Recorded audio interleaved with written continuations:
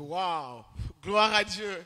Gloire à L'homme Dieu. de Dieu, le prophète Guillaume Kofi, est sur ce plateau. Nous sommes tout heureux, Samuel, n'est-ce pas? Heureux de retrouver l'homme de Dieu pour cette saison 2. Ouais, Bienvenue, homme de Dieu. Bienvenue, homme de Dieu. ouais. Nous sommes très heureux de vous retrouver sur ce plateau. Gloire à Dieu. Et avant que nous n'entrions dans le vif du sujet, on va faire à l'africaine, homme de Dieu. On va vous demander, vraiment, on va vous demander de dire un mot à tous ces amis internautes qui ont soupiré à la deuxième saison. D'autres ont gêné prier. Et Dieu nous a exaucés, vous êtes sur ce plateau. En réalité, il faut faire... Il y a une grande difficulté. La grande difficulté, c'est que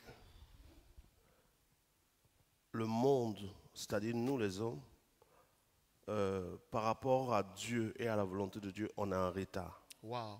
Il y a un grand retard sur la volonté de Dieu. Un grand retard sur les projets de Dieu. Il est vrai que la religion fait croire que ce que Dieu veut, c'est ce qui arrive. Ce n'est pas toujours vrai. Waouh. Vous allez entendre des gens qui vont dire, quand Dieu veut quelque chose, tout ce que Dieu veut, c'est ce qui se fait. Oui. Si cela est vrai, c'est que Dieu veut des gens à l'enfer. Comment ça, homme de Dieu? Puisque si c'est tout ce que Dieu veut qui s'accomplit, Oui. et que quand Dieu ne veut pas quelque chose, ça n'arrive pas. Si des gens vont à l'enfer, c'est que Dieu les a voulu à l'enfer. Waouh. J'aborde la saison 2. Le décor est planté et ces premières phrases augurent de grande profondeur. Et donc, quand vous comprenez ce que je suis en train de dire, vous allez comprendre que tant que la vérité est déformée, Oui. la foi est déformée. Il y a un grand retard Oui. entre la volonté de Dieu et la réalité. Il y a un décalage. Vous voyez, il y a un texte qui dit ceci. Quand les fondements sont renversés, Oui. que ferait le juste? Oui. C'est quoi les fondements? C'est les bases sur lesquelles Dieu a établi ce qui est juste. Ok. Et les bases sur lesquelles Dieu a établi ce qui est juste sont scellées dans sa parole. Ok. Dieu fait tout par sa parole puissante. Ok. Donc, dès l'instant que la parole par laquelle Dieu a créé toutes choses, dès l'instant que la parole qui est la vérité par laquelle Dieu a créé toutes choses est déformée, les fondements sont renversés. Et quand les fondements sont renversés, l'esclave peut être sur des chevaux et les princes peuvent être à pied. Waouh. Waouh. Quand les fondements sont renversés, ceux qui sont intimes à Dieu peuvent souffrir pendant que les païens ou les personnes qui ont rejeté Dieu sont en gloire. Oui. Parce qu'en réalité, les gens font croire que Dieu fait tout par sa volonté. Oui. Ce qui est juste. Mais tout ce qui se fait n'est pas la volonté de Dieu. Homme de Dieu, ça veut dire quoi? Excusez-moi, je te Dieu retourne. fait tout par sa volonté, mais tout ce qui se fait n'est pas forcément la volonté de Dieu. Comment? Si tout ce qui arrive sur terre, arrive dans l'univers, est la volonté de Dieu, il ne peut pas y avoir de jugement dernier. Waouh. Parce que comment on peut faire un jugement quand c'est nous qui avons décidé ce qui se fait? Le jugement dernier serait le jugement de Dieu. Oui, c'est Dieu qui juge le monde. Non, pas Wow. le jugement par Dieu, Ok. le jugement de Dieu. Ah. Bon. Éclairez-nous, homme de Dieu, parce que on a besoin de comprendre ça, s'il vous plaît. Ce que je suis en train de dire, si tout ce qui se fait dans ta maison, c'est toi qui l'as voulu, Oui. et cela vient de ta volonté, Oui. est-ce que tu peux te plaindre sur quelqu'un de ta maison de ce qui arrive? Non. Non. Si tu te plains, qu'est-ce que ça montre de toi? Juste ou injuste? Je suis injuste. Or, le trône de Dieu est bâti sur la justice et l'équité. Oui. Dès l'instant que le trône de Dieu est bâti sur la justice, si Dieu est à l'origine de tout ce qui se passe sur terre et qu'il en est le volontaire ou celui qui est le garant de la volonté de ce qui se passe, alors Dieu ne peut pas condamner quelqu'un de faire le mal. Wow. Dès l'instant que Dieu parle d'un jugement dernier, Dieu atteste qu'il y a des endroits où sa volonté n'est pas faite. Comment?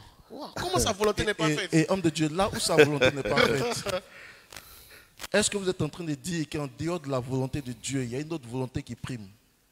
Et il y a 7 volontés sur terre et dans l'univers. Dieu serait injuste de condamner le monde, de faire un jugement dernier quand il est l'auteur de toutes choses. Oui. C'est vrai. Oui. Si Dieu établit un jugement dernier, c'est simplement parce que Dieu établit qu'il n'est pas à l'origine de tout ce qui s'est fait et qu'il n'était pas d'accord.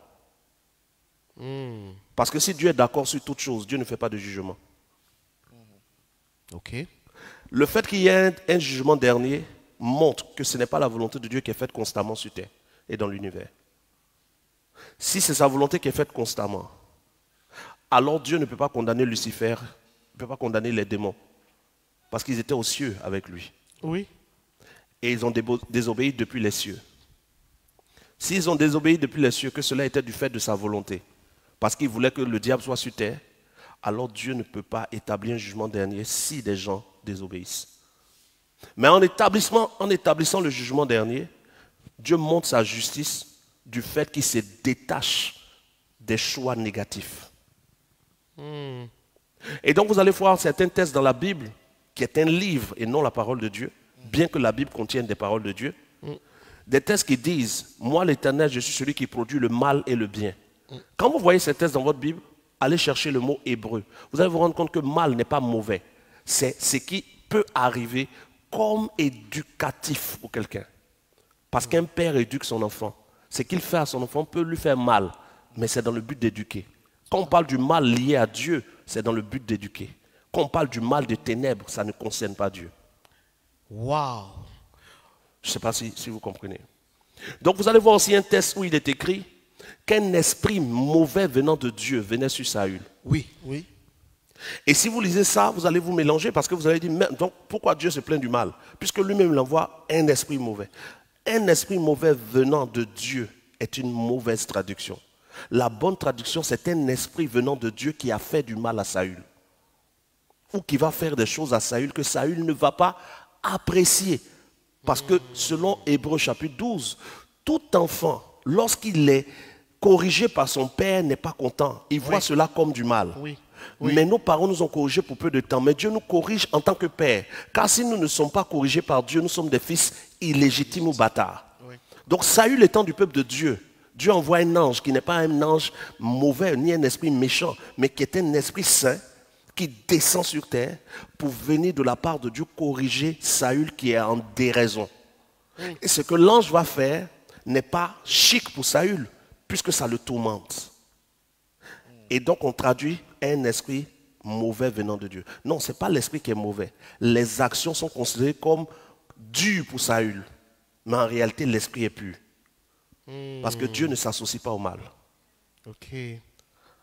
Et quand les gens vont déformer ces choses, on va avoir un évangile qui est libéré sur terre, qui est un faux évangile. Waouh. Parce qu'en réalité, l'évangile que Jésus révèle est un évangile pur. Dans le vrai évangile de Dieu, Dieu n'est jamais fautif. Quels que soient les angles où vous allez prendre l'évangile, on ne peut jamais accuser Dieu. Dans le faux évangile, Dieu est fautif de plus de 158 fautes. C'est quoi ça, homme de Dieu? Expliquez-nous. Parce que Dieu est fautif sur plusieurs on va dire, domaines. Ok. Or, dans l'évangile du vrai Dieu, Oui. son trône est bâti sur la justice et l'équité. Oui. Regardez par exemple, quand on vous donne le faux évangile pour vous dire que tout enfant qui naît pécheur. Oui. Si nos bébés qui naissent pécheurs, alors Dieu est injuste. Pourquoi? Qui fait naître les enfants? C'est Dieu. Ils viennent de Dieu. Donc Dieu fait venir le mal. Je dirais non. Mais si Dieu sait que l'enfant naît pécheur, or Dieu n'aime pas le péché, il fait naître l'enfant pourquoi? S'il est pécheur. Nous sommes sortis d'un seul homme, Adam. D'accord? Si Adam est pécheur, D'accord? tous ceux qui descendent d'Adam héritent du sang Hérite d'Adam. du péché, n'est-ce pas? Oui. Le sang n'est pas spirituel, Il est physique. il est physique. Oui.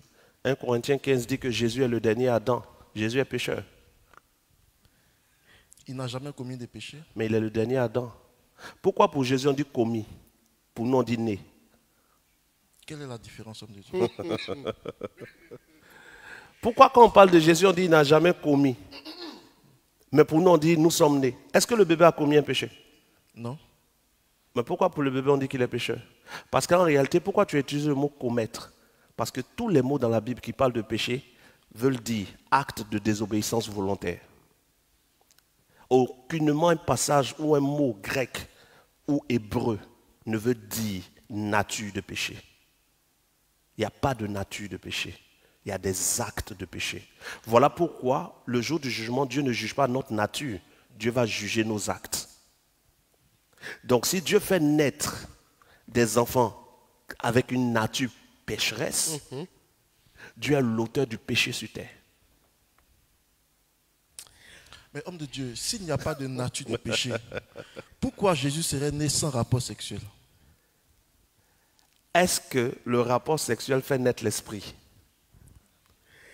Chers amis, nous sommes à la saison 2. Saison 2. Est-ce que le rapport sexuel fait naître l'esprit? Non. Qu'est-ce que ça fait sortir? Le corps. Le corps. Oui. D'accord. Et l'esprit, qui le donne? L'esprit est donné par Dieu. Est donné par Dieu. Oui. Donc, si le corps est donné par le rapport et l'esprit est donné par Dieu, qu'est-ce que Dieu va juger au dernier jour? Le corps ou l'esprit? L'esprit qui retourne à Dieu. Est-ce que Dieu juge le corps? Non. Puisqu'il Donc, retourne à la poussière. Né sans péché, né sans rapport, né d'une mère et d'un père, né sans père, c'est né. À la fin, le corps retourne à la poussière, Dieu ne le juge pas. Qu'est-ce que Dieu juge? L'esprit que lui nous donne. L'esprit que Jésus avait a été donné par qui? Par Dieu. L'esprit que toi tu as reçu. Par Dieu. Et toi? Par Dieu. C'est le plus important. Wow. Homme de Dieu. Déjà, comme le dirait quelqu'un, on a déjà commencé. La saison 2 s'annonce déjà. Donc, ce que je suis en train de dire à quelqu'un. Oui. Désolé pour ceux qui aimeraient qu'on soit sérieux. Oui, non, nous on n'est pas comme ça, on est libre, on est Amen, vrai. Voilà, amen. on va pas venir faire comme si on est en train de faire un film ou bien. Non, vous nous voyez dans un cadre plateau, mais en fait on est à l'aise, quoi. Amen. Donc, la saison 2, on y est déjà. C'est une saison pour ceux qui veulent aller plus loin, comprendre qui est Dieu, connaître Dieu. Dans la vérité, sans habillage. Parce que comme je vous ai dit, dans le vrai message, Dieu ne peut pas être condamné. Je prends un exemple. Tu tiens dans ta main un parfum. Ce parfum rend malade. Et c'est toi qui viens le déposer dans la maison. Et tu te plains que les gens sont malades. Comment on peut te taxer? De quel nom on peut te taxer? Ah, c'est la sorcellerie. C'est-à-dire, Ouais. le parfum est là, tout le monde le respire, tout le monde souffre. Oui. Et toi, tu dis, mais pourquoi vous souffrez? Oh, c'est toi qui as mis. C'est pas gentil. C'est la sorcellerie. Ça, là, il y a la gentillesse C'est la dedans. sorcellerie. Oh. C'est méchant. C'est En diabolique. tout cas, quand il y a les séments, c'est un peu de la religion en nous, là. Il y a des choses qu'on ne veut pas dire. Mais soyons vrais. C'est diabolique. Tu es l'auteur du corps. Qui a créé le corps? Dieu. Dieu qui crée. Qui façonne dans les entrailles de la femme la chair? C'est Dieu qui rend ça possible. Jérémie dit, tu m'as tissé dans le sein de ma mère. Oui. Dieu tisse dans le sein de la mère corps de péché. Ils nous ont donné un évangile qui est très sale et qui fait passer Dieu pour le coupable.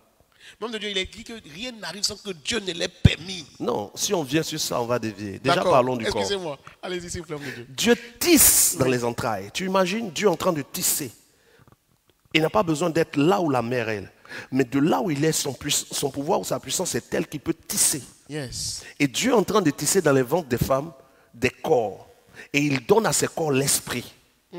Et quand l'enfant sort, tissé par Dieu, la religion nous dit l'enfant est pécheur. Mais quand Dieu a fini de tisser le corps d'Adam dans la poussière de la terre, Dieu vit que tout était comment? Bon.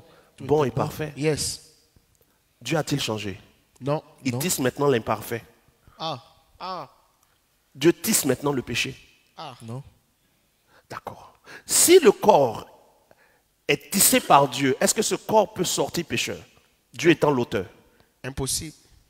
Voici pourquoi quand Marie tombe enceinte, l'ange dit, l'enfant qui va naître venant du Saint-Esprit sera appelé comment? Jésus. Fils du Non. Très-Haut. Fils du Très-Haut. il sera appelé fils du Très-Haut. Pourquoi? Parce que Dieu est celui qui a tissé l'enfant dans le sein de sa mère. Mais tous les enfants qui naissent sont tissés par Dieu comme Jésus. Ouais. Il n'y a aucune différence entre la naissance de Jésus et la naissance de tout enfant sur terre, en dehors d'Adam et Ève. Ok. Homme de Dieu. Je fais ça doucement, hein, mais voyez la portée de ce que je viens de dire. Ouais. Il n'y a aucune, je dis pas, je dis il n'y a aucune différence différence. entre la naissance de Jésus et tous les enfants nés après Adam et Ève. Ok. Homme de Dieu. Vivement qu'on Est-ce ait que- un direct sur ce est-ce sujet-là. que Mais on est dessus, pourquoi on va aller ailleurs? Est-ce que vous êtes en train de dire, homme de Dieu, que nous naissons déjà fils, comme Jésus? Dans le livre de Luc, chapitre 3, au dernier verset, il est dit, généalogie, à partir même du dernier verset, on a le verset qu'il nous faut, mais avant le dernier verset, il est dit, généalogie de Jésus-Christ, fils de Dieu.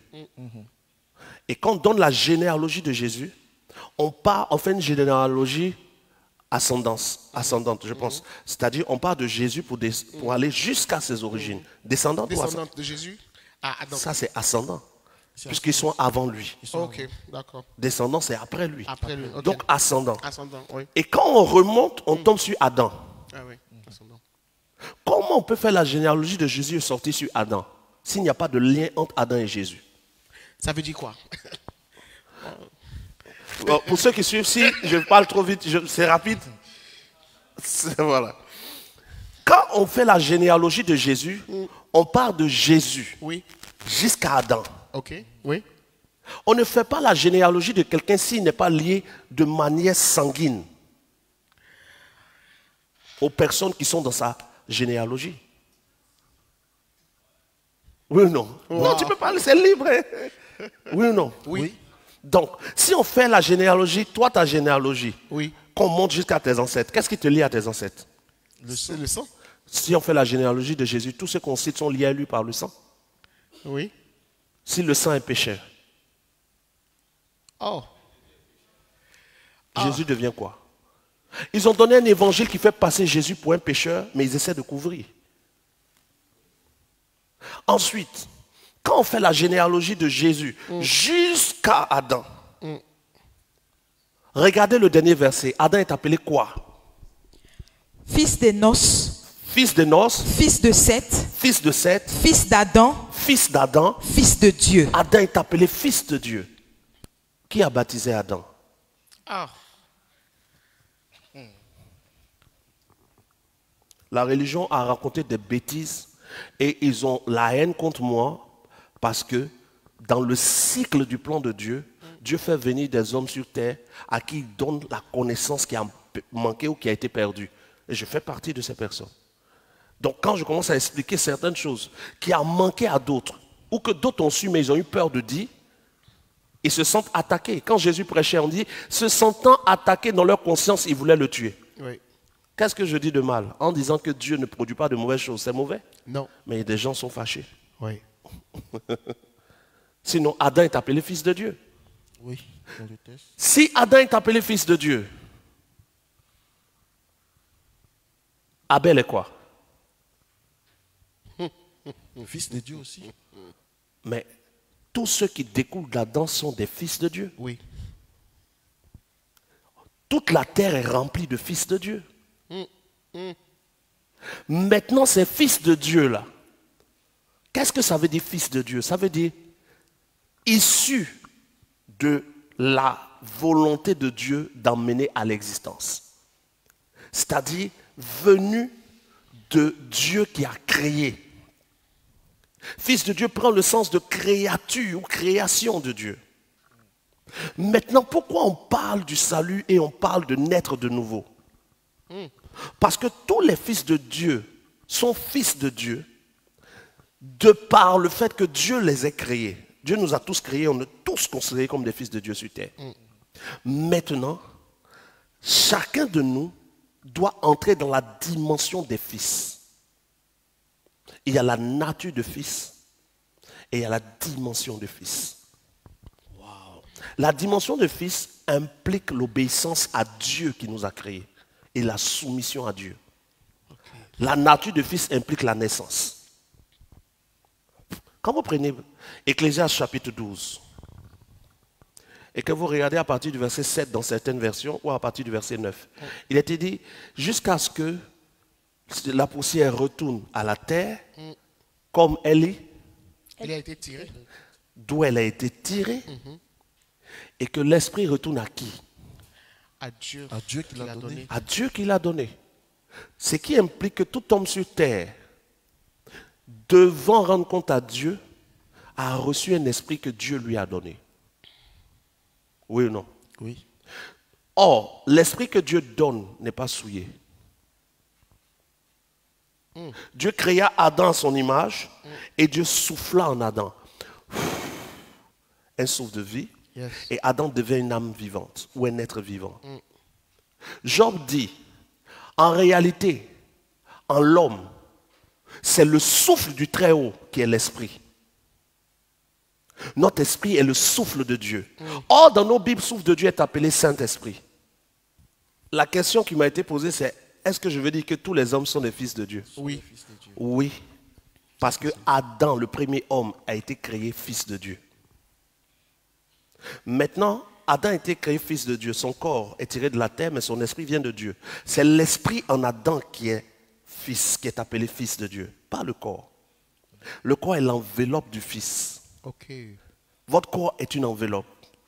Vous êtes créés à l'image de Dieu. Dieu créa l'homme à son image ou Dieu créa Adam seulement à son image? Créé à l'homme. À son image. À son image. Et donc quand l'homme est créé à l'image de Dieu, il est créé à sa ressemblance. Oui. Oui. Oui ou non? Oui. Colossiens 1,15, Jésus est appelé quoi? Image L'image du Dieu invisible. Oui. Mais Jésus n'est pas la première image du Dieu invisible.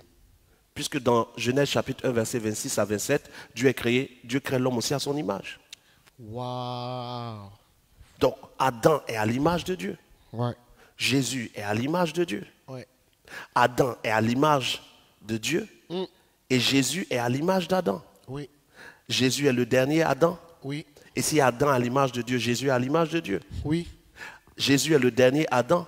Oui. Il est le premier nouvel homme. Yes. Mais en étant le premier nouvel homme, il demeure le dernier Adam. Oui. Quelle est l'image de Dieu en Adam et quelle est l'image de Dieu en Jésus? L'image ne se voit qu'au niveau de l'esprit, pas du corps. On est d'accord? Oui. Dieu souffle en Adam. Certaines personnes vont vous dire que le souffle que Dieu a mis en Adam, c'est la respiration. Oui. Mais c'est faux. Regardons ensemble. Dans le livre de Job.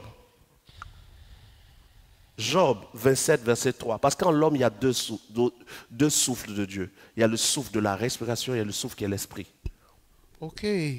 Job chapitre 27, verset 3. Aussi longtemps que j'aurai ma respiration et que le souffle de Dieu sera dans mes narines. Parce que le souffle de Dieu est la source de la vie. Oui.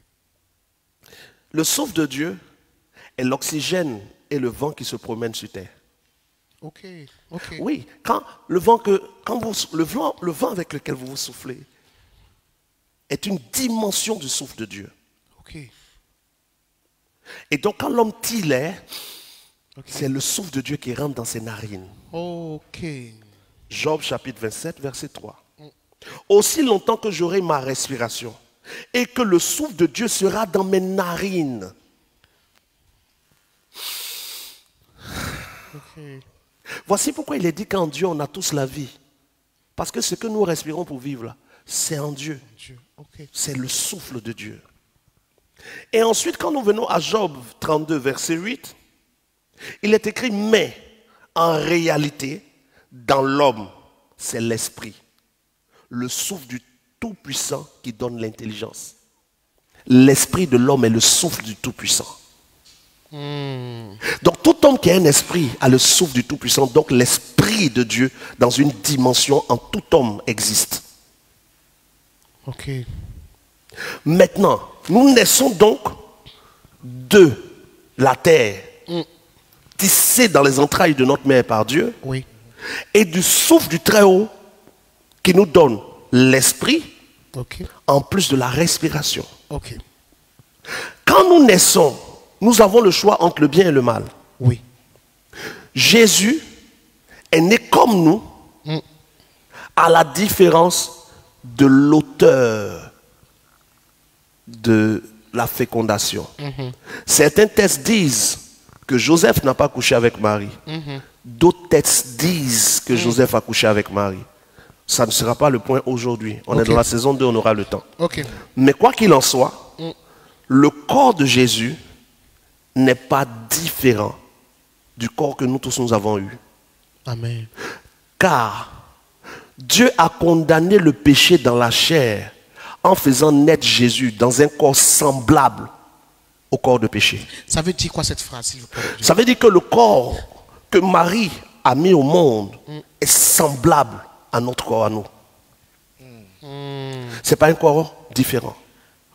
Et comme notre corps meurt, Jésus est mort. Comme notre corps a faim, Jésus a eu faim. Comme notre corps souffre, il a souffert à la croix. C'est un corps identique. En disant donc que le péché est dans le corps, on est en train de dire que Jésus est pécheur. Ah, l'implication est profonde. Wow. Oui, c'est ce que la religion dit. Parce que le but de la religion, ce n'était pas de rendre gloire à Dieu. C'était d'utiliser la foi pour un moyen politique. C'est des personnes qui à un moment ont vu des gens qui ont la foi. Ils ont senti l'unité dans la foi. Les religieux ont vu des gens qui sont prêts à mourir par amour pour Dieu au travers de Jésus. Ils ont tué plusieurs personnes au travers de leurs armées. Mais pendant qu'ils tuaient les véritables fils de Dieu, qui croyaient en Dieu par Jésus, ces personnes-là croyaient jusqu'à la mort. Même quand on brûlait une femme enceinte, elle chantait sur le buffet. Et ceux qui assistaient se convertissaient. Parce que se disant, mais comment une femme qui est en train d'être brûlée peut chanter? Et ils se sont rendus compte que ces gens qui avaient la foi véritable, je ne parle pas de la foi d'aujourd'hui, ou parce que tu as prié, tu n'as pas eu un boulot, tu ne viens plus à l'église. Ce n'est pas de ça qu'on parle. On parle de la foi véritable. Et quand ils se sont rendus que ceux qui avaient la foi véritable voyaient leur union à Dieu supérieure à l'argent, supérieure à l'or, supérieure même à la vie, au lieu de combattre maintenant de face la foi, ils ont décidé d'entrer dans la foi. Ils ont changé de stratégie. Ils ont fait semblant de se convertir. Et parce qu'ils avaient des moyens financiers, ils sont devenus les leaders du mouvement. Et ils ont commencé à déformer le mouvement. Si je te combats de l'extérieur que je ne peux pas te vaincre, je ferai tout pour te combattre de l'intérieur. Et c'est ce qu'ils ont fait. Juste après cet élément, pour que tu partages encore et pour qu'on puisse boire un peu d'eau.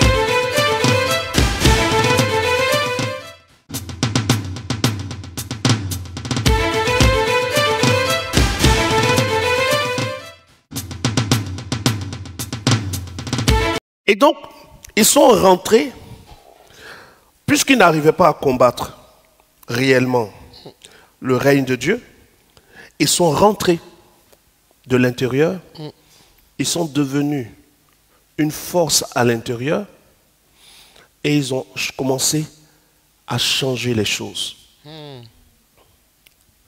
Ils ont changé les choses au point où aujourd'hui on nous dit que la première église est une église catholique. C'est ça. L'église catholique romaine est la première église. Mais en réalité, la première église est de Jérusalem. Elle n'est pas catholique romaine. La Pentecôte n'a pas eu lieu à Rome. Non. Oui. Et donc, ils vont changer les standards et ils vont établir ce qu'on appelle le clergé et le système papal et tout ça. Et les évangéliques vont naître après, pensant avoir échappé au système, mais ils ont rejeté l'adoration de Marie, mais ils ont conservé les mensonges qui ont été donnés au faux Jésus, pendant que le vrai Jésus est le Fils de Dieu.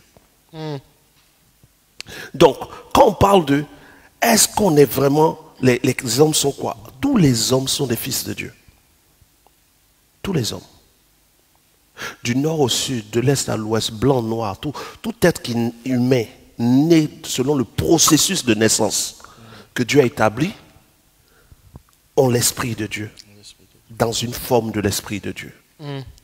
C'est vrai que dans la saison 1, on a vu qu'il y a des engences de démons, parce qu'il y a des démons, des anges déchus qui ont couché avec des femmes, et il y a des enfants qui leur sont nés. Ceux-là ne sont pas de la lignée de Dieu.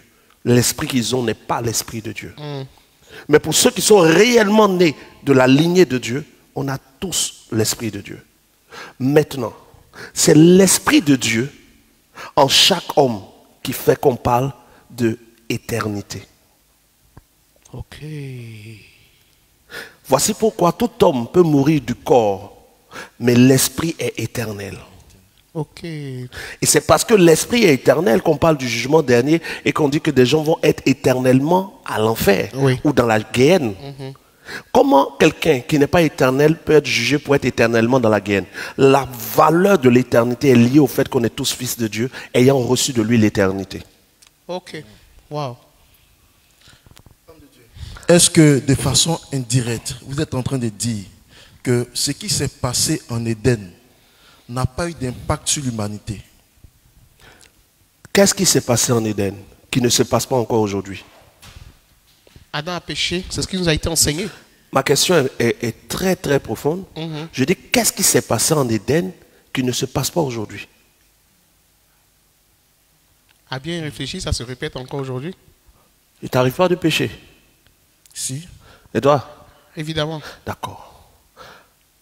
Quand toi tu pêches, c'est ton enfant qui se répand?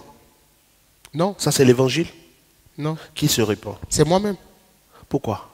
Parce que je suis responsable de ce qui a été fait. Si ton enfant hérite ton péché, qui doit se repentir? Toi et ton enfant, oui ou non? Oui. Mais Dieu demande à qui de se repentir? À moi? L'âme qui pêche. Oui. Je ne peux pas porter le péché d'Adam. Impossible. Le trône de Dieu étant bâti sur la justice, c'est celui qui pêche qui doit se repentir. Il n'y a pas de contagion de péché. Ah, il n'y a pas de contagion du péché. Wow. Il n'y a pas de contagion de péché. Comment les pères peuvent manger des raisins et c'est les dents des enfants qui sont agacées? Je bois du jus d'orange où il y a du citron et mon visage, quand je bois, mon visage est net, c'est mon enfant, son visage se froisse. C'est normal? Non. Non. Quand on dit que le trône de Dieu est bâti sur la justice et l'équité, comment Dieu peut être juste s'il juge un enfant pour la faute de son père? C'est injuste. Non, c'est pas juste du tout, c'est juste, totalement injuste. Vous sortez de votre boulot, vous venez à votre véhicule, quelqu'un vient prendre un bois et vous tape.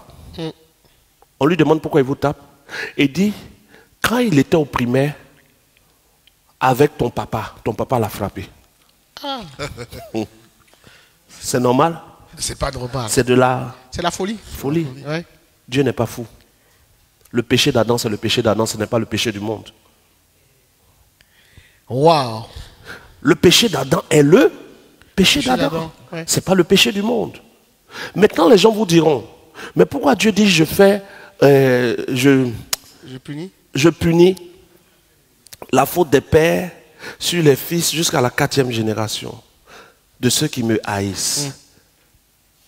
De ceux qui me haïssent. Je punis la faute. Je n'applique pas la faute. C'est pour ça que le thème ce soir c'est intelligence, religion et religion foi. et foi. Révélation et foi. Intelligence, révélation et Et foi. foi, pardon. Oui. Quand vous avez laissé votre intelligence dans la main des faux serviteurs de Dieu, vous perdez la révélation, vous perdez la foi. Parce que on vous dit de ne pas réfléchir. Aujourd'hui, on dit aux gens de ne pas réfléchir. Oui, on nous a dit de ne pas réfléchir homme de Dieu. On ne discute pas ce que Dieu Mais dit. réfléchissez vous-même. Vous priez dans vos églises qui sont bâties de foi sur le faux message. Et vous priez un Dieu que vous trouvez juste. Oh Éternel, tu es bon. Oh Éternel, tu es juste. Mais est-ce que vous réfléchissez à ce que vous dites? Vous dites Éternel, tu es juste et vous dites le péché d'Adam est sur toute la terre entière. Où est la justice de Dieu? Et le péché d'Adam est sur toute la terre entière. Pourquoi le péché d'Adam est sur nous? Parce qu'on a fait quoi? On est né. On est né d'Adam. Si le péché est héréditaire par la naissance, la repentance ne peut pas l'enlever. Si le péché est héréditaire par la naissance, La repentance la repentance ne ne peut pas l'enlever. Waouh. Enlève par la repentance ta nature humaine, je vais voir. On voit quelque chose. Regardez ce qui va se passer. Enlève. C'est pas possible. C'est pas possible. Je suis incapable de le faire. Mais si le péché est un acte de désobéissance, la repentance nous permet de ne plus faire. Oui ou non? Oui. Le péché est un acte, ce n'est pas une nature. C'est pas compliqué. Le trône de Dieu est bâti sur la justice. Il dit, l'âme qui pêche, c'est elle qui mourra. Oui. Et donc quand Dieu dit, je punis la faute des pères sur les fils, Dieu n'est pas en train de dire, j'applique la faute des pères sur les fils. Mais si le père a été voleur, et que, après avoir été saisi par la justice met la main sur tous ses biens, et il met au monde un enfant. L'enfant n'est riche ou pauvre? Il n'est Pauvre. pauvre. Il subit la faute de son père. Ouais. À cause du père qui n'a pas été obéissant, il va souffrir. Oui. Il n'est pauvre. Mais Dieu n'a pas appliqué la faute sur l'enfant. De même, nous, quand on parle d'Adam, les erreurs d'Adam vont réjaillir sur l'humanité, mais pas le péché d'Adam. Le péché d'Adam est le péché d'Adam seul. Qu'est-ce que vous dites? À quoi faites-vous quand vous dites les erreurs d'Adam? S'il vous plaît. Bon, quand on dit erreur d'Adam, les gens disent qu'Adam a péché, non? Oui, Que Dieu est fâché, non? c'est ça. C'est une erreur ou pas? C'est une erreur. Dieu est fâché ou pas? Dieu est fâché. Ça, on va vérifier dans la saison 2. Ok, d'accord. On va voir si Dieu a été fâché contre Adam plus tard. D'accord. Mais au cas où c'était le cas, D'accord. est-ce que quand Dieu est fâché contre Adam, il est fâché contre Abel? Réponds-moi. Normalement, dans l'évangile, dans le faux évangile, il est fâché contre Abel, non? Il est fâché Oui, contre il est fâché Adam, eux tous Et il est tellement fâché qu'il accepte l'offrande d'Abel. J'ai pas entendu la question. Il est tellement fâché. Il est tellement fâché. Dieu est tellement fâché, selon ce qu'ils ont dit, non? Il est fâché. Oui. Au point où tout le monde est condamné à l'enfer dès la naissance. Oui. Mais il accepte l'offrande des gens. D'Abel. Quand tu es fâché, quelqu'un t'offre quelque chose, tu prends. Non. Dieu est fâché, mais il accepte l'offrande d'Abel. Dieu est fâché, mais il a enlevé Enoch, tellement Enoch lui plaisait. Enoch n'a point vu la mort, mais il fut enlevé par Dieu, car Dieu le trouva agréable à lui. Dieu est fâché, mais il a fait l'arche avec Noé. Qui a baptisé Noé?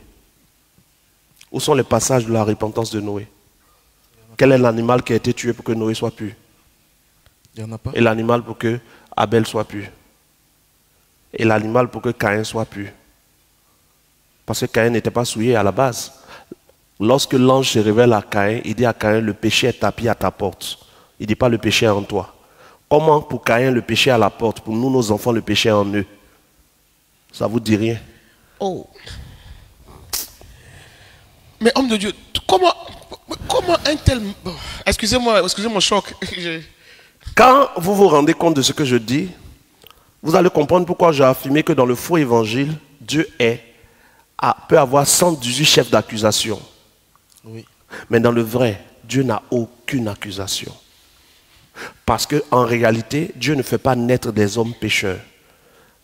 Il est écrit, Dieu a créé les hommes bons. Ils se sont corrompus. C'est écrit où, homme de Dieu? C'est écrit. Et tout à l'heure, je vais vous montrer le Saison texte. 2. Dieu a créé les êtres vivants bons. Ils se sont corrompus. Corrompu. Donc, le faux s'est impliqué dans le vrai. Et donc, on voit bien que Jésus dit que le semeur est sorti. Ouais. Le semeur a sémé quoi? La bonne graine. Mais il dit, pendant que les serviteurs dormaient, Oui. le malin a sémé l'ivraie. L'ivraie. Et le blé et l'ivraie se sont mélanger. Nous sommes dans la période du mélange du blé et de l'ivraie. Et le blé veut se faire voir, mais l'ivraie se fait voir. Et donc beaucoup, en coupant les plants de l'ivraie, pensent avoir le blé. Voilà pourquoi, si le blé est la bonne parole que Dieu donne par Jésus, l'ivraie est la mauvaise parole qui est donnée par le faux Jésus. Voilà pourquoi Paul dit, si on vous prêche un autre Jésus, si vous recevez un autre esprit, si vous avez un autre évangile, même un faux baptême, vous ne vous rendez même pas compte. Parce que le blé est aujourd'hui rare, l'ivraie s'est répandue. Homme de Dieu, êtes-vous en train de dire qu'il y a un faux Jésus? Il y a beaucoup de faux Jésus, pas un seul. Il y a même un qui est baoulé à Abdjessi. Il y a Paname de Banamé ou quoi au Bénin. Il y a beaucoup de faux. Jésus même a dit, dans les derniers temps, il y aura de faux Christ. Oui ou non? Oui. Il n'a pas dit un. Il y a plusieurs. L'apôtre Jean dit, vous avez entendu qu'il y aura un antéchrist, mais maintenant il y en a plusieurs. Ce n'est pas un, c'est nombreux. Voilà. Donc, où nous sommes là, il faut que ceux qui suivent cette introduction de la nouvelle saison se préparent à entendre ce qu'ils vont entendre. Écoutez, vérifiez, comparez, allez vérifier. Si ce que je dis est faux, vous verrez si c'est faux. Mais tout homme est une création de Dieu. Et en tant que créé par Dieu, Dieu est l'auteur. Regardez par exemple, quand les musulmans disent que Jésus n'est pas le Fils de Dieu. Mais ils disent qu'il est une créature de Dieu. Mais en fait, dire créature de Dieu, c'est reconnaître qu'il est l'auteur. Parce que c'est lui qui a permis que Marie tombe enceinte et qui a fait naître l'enfant en lui donnant l'esprit. Donc il est l'auteur. Et pour nous tous, c'est pareil. Sauf que pour Jésus, on dit qu'il n'a pas eu de rapport sexuel. Sinon, c'est le même processus de création. Le seul qui a été créé de manière différente, c'est Adam et Ève, directement de la poussière. Pour nous tous, c'est par les entrailles d'une femme. Voilà. Donc, à la question, est-ce qu'on est tous fils de Dieu? Oui. Mais est-ce qu'on est tous dans la dimension de fils de Dieu? Non. Parce que quand on parle des fils de Dieu dans Genèse chapitre 6, verset 2, on parle des esprits soumis à Dieu. Des esprits qui obéissent à Dieu, qui sont en communion avec Dieu. Quand on parle du royaume des ténèbres, on parle des esprits qui se sont rébellés, qui n'obéissent plus à Dieu. Donc, dès qu'un homme ne se soumet pas à Dieu, n'obéit pas à Dieu, il est appelé païen, c'est-à-dire rebelle. Donc, fils rebelle. Et tout comme celui qui est considéré comme Satan était un fils de Dieu dans les cieux, et aujourd'hui il est un fils rebelle qui combat le plan de Dieu, toute création ou tout homme né de Dieu, qui est un fils de Dieu de base, qui ne se soumet pas à Dieu, fait partie du royaume des ténèbres. Voilà pourquoi Jésus dit, tous ceux qui n'obéissent pas à Dieu vont aller dans la guerre qui est réservée pour Satan et ses fils ou et ses anges. J'ai répondu à ta question. Alors, homme de Dieu, après la saison 1, on a entendu des commentaires que je veux vous soumettre. Alors, ce que vous développez au travers du nouveau message, est-ce que ce n'est pas faire le lit pour les athées, les musulmans, les kamites? C'est quoi un athée? Quelqu'un qui ne croit pas en Dieu. Est-ce que j'ai la bonne définition? L'athée qui ne croit pas en Dieu ne croit pas en Dieu? Est-ce que tu as déjà eu à échanger avec un athée? Non. Il faudrait essayer, tu vas voir. Que même celui qui dit qu'il ne croit pas croit en quelque chose. Ok. Oui. On dit, est-ce que tu crois qu'il y a un lapin sur cette table? Non, il n'y a pas de lapin sur la table. Donc tu crois quelque chose? Tu crois qu'il n'y en a pas? Je crois qu'il y en a. Ah, ok. Ok, je comprends. Vous ne comprenez pas encore, hein? Je comprends. Ne pas croire, c'est croire. Parce que pour ne pas croire, il faut croire quelque chose de différent. Oui. Donc même celui qui dit qu'il est athée, croit quelque chose. Il est convaincu de quelque chose. Sauf que ici, voici à quoi on fait affaire. Quand vous prenez l'islam, l'islam est venu après la mort de Jésus. Oui. On est d'accord? Oui. Sa résurrection et tout ça. Environ plus de 570 ans après. Mm.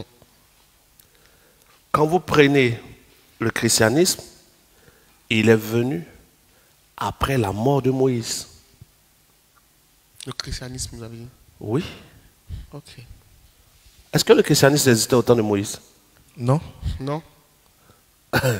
C'est après la mort de Moïse ou avant? Après. Après la mort de Après. Moïse. Donc, D'accord. le christianisme vient après Moïse. Oui. L'islam vient après Jésus. Oui. Sauf que, quand vous prenez les textes de l'islam, vous vous retrouvez à la copie du mauvais élève. Ça veut dire quoi, Bébé?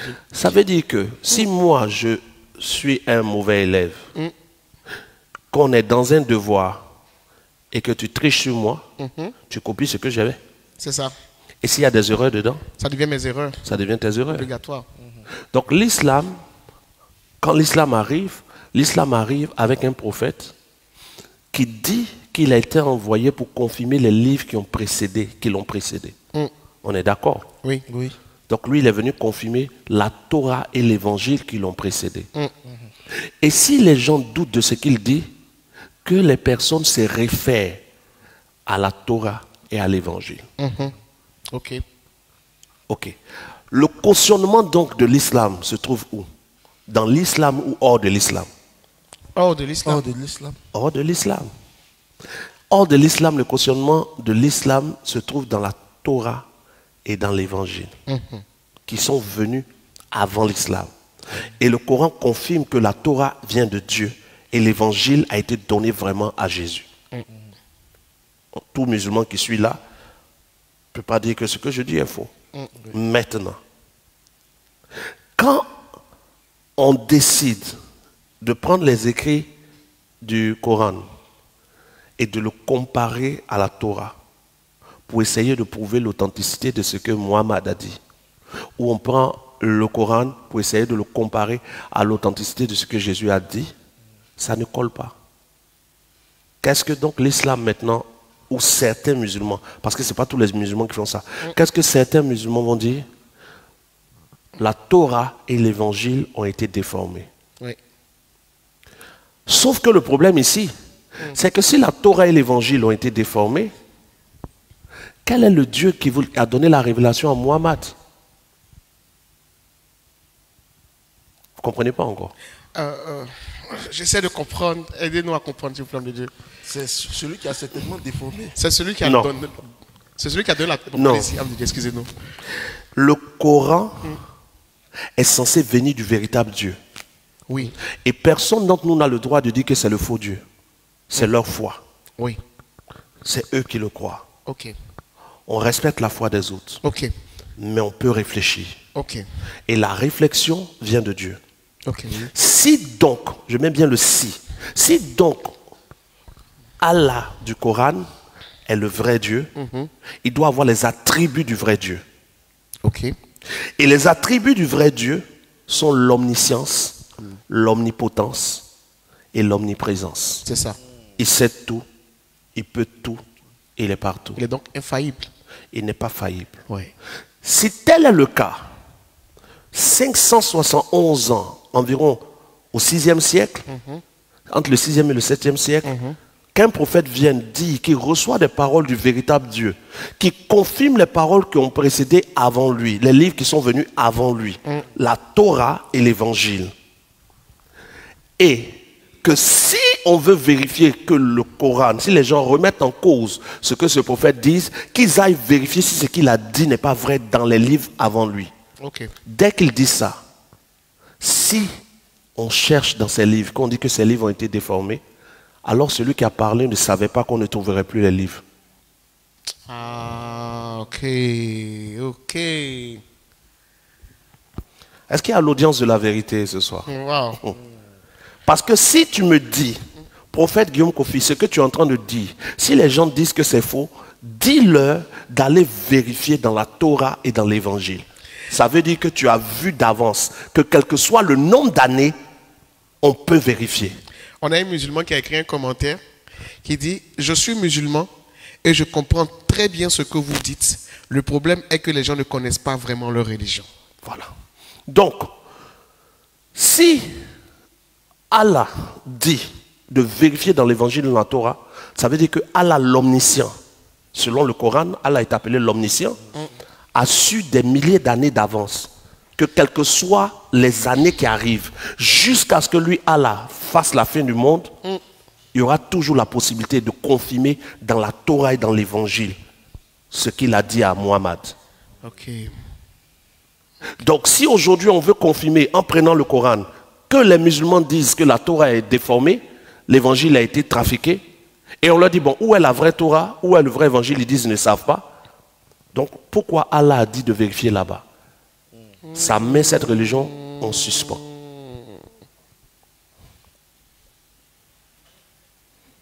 Quelqu'un arrive à suivre? Oui, C'est pour ça que je ne fais pas de débat avec les musulmans. Parce que ça, ce que je viens de dire, quelqu'un qui m'écoute, qui veut la vérité, ses yeux s'ouvrent. Ouais. Mais quelqu'un peut avoir la conviction de suivre Allah. C'est son choix. Je n'ai rien à dire dessus. Je ne vais pas venir dire, ton Allah c'est un démon. Je n'ai pas ce temps. Mais voici ce qui est réel. Vous comprenez? Oui, Voilà. On ne peut pas imposer à quelqu'un de croire ce qu'on croit. c'est vrai. On est obligé de respecter la foi de l'autre. Oui. Mais quand des questions nous sont posées, on est obligé de dire la vérité. Et c'est à l'autre de réfléchir. Oui. Dans le même Coran, il est écrit que Allah veille sur sa parole afin qu'elle ne soit point déformée. Ah. Mais si Allah veille sur sa parole, au point où jusqu'à aujourd'hui le Coran est dit un livre infaillible qui n'a point été déformé. Parce que Allah veille sur le Coran. Ouais. Mais si Allah est le Dieu d'Abraham, selon le Coran, alors Allah a veillé sur la Torah. Ah ouais. Ah ouais. Il a veillé sur la Torah. Oui.